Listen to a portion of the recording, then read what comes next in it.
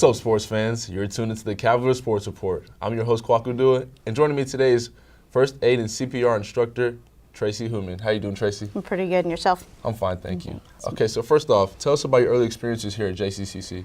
Ooh, it's a long time ago, but really had a great time here as a student athlete. Had a lot of great instructors that really loved teaching and cared about our success as a student, and then also just had some great influencing coaches on my life the 2 years that I was here.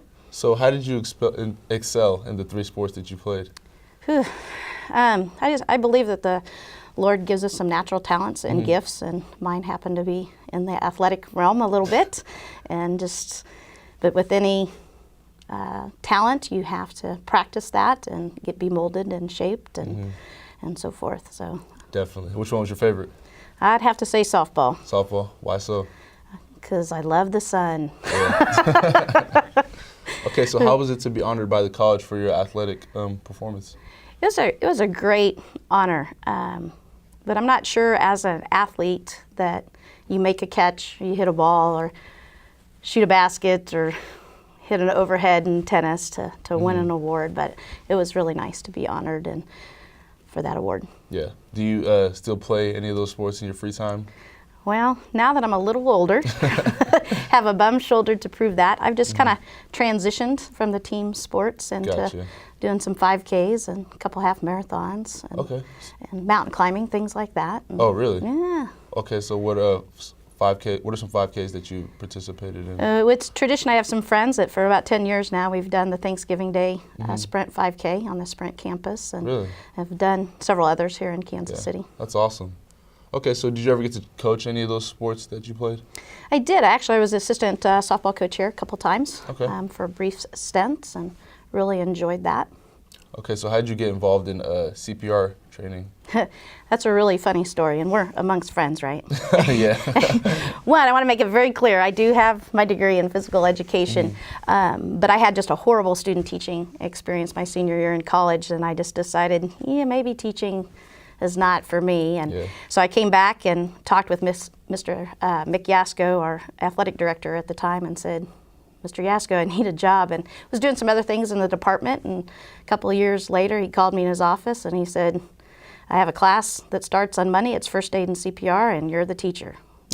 Basically get out of my office. I have a meeting to get ready for.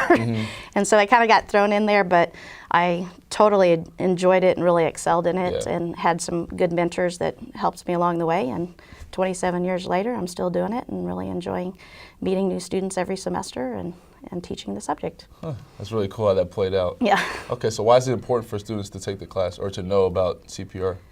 Well, if you were choking right now, would you want to wait 8 to 10 minutes for Not at all. paramedics to get here? No. So you would want just, the everyday person, the people that are around every day, to have some basic knowledge so we could help you in a time of crisis until the advanced care can get there. Definitely. Okay. So aside from taking your class, are there any other resources or ways people can learn out about CPR and first aid? Of course, American Red Cross, Heart Association. There's a lot of stuff on the internet anymore. As a young guy, you guys kind of live on that stuff. But I'm a firm believer. There's a proverb, and it's a Chinese proverb that I hear and I forget, I see and I remember, and I do and I understand. So whether you go on the internet, I really think it's important to take a class where you get that hands-on and transfer from your head to your hands on how to care for somebody in need. Okay, so what are some of those hands-on activities you guys do in class, as opposed to just reading an article online? Well, we do CPR for infant, child, and adult. And we also use the AED because that's big now.